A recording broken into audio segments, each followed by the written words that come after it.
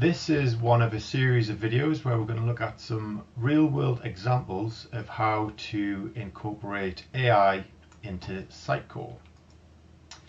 When we talk about using AI, what we normally mean is sort of incorporating some service that does something complex or quite cool, like image recognition or tagging or something like that, and plugging it into an existing business process within Sitecore and leveraging it that way. The key thing is to find out exactly what process to plug it into and how.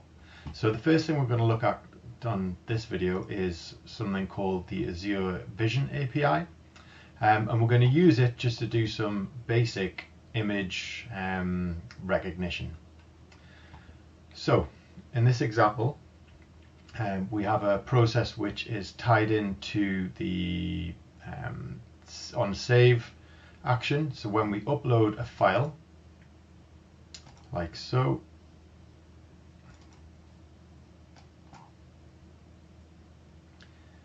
that file is sent to the Microsoft Vision API, and it sends us back some really useful information that we can use. So very quickly, if you see here, you can see it's sent us some information which we then populate into the alt tag. We also pass it into the title. It provides a set of keywords about the image so that it's a lot more searchable, and especially like the colors that are used within. And we also use it to define a set of descriptions.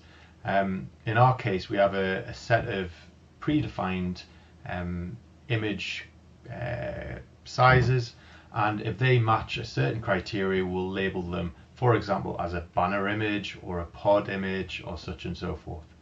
So by appending all this additional metadata to an image, that then makes our media library a whole lot more usable. So previously, when you add an image, you only really were able to search for it by if the word you were searching for was in the title of the image. But now with all this additional metadata, you can actually perform a much more rich search. So with that image that we just added, it was a banner image. So quickly it brings back all of our banner images, and you can also search for, say, snow. Combine them two together, and you can see it limits it to just those.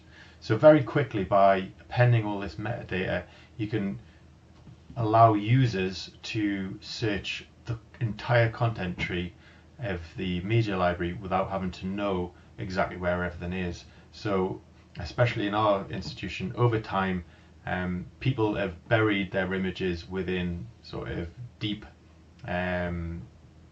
sets of folders and such and so forth, which really just makes them sort of really hard to find. So by using something like this, it really opens up the rest of the media library to the rest of the colleagues.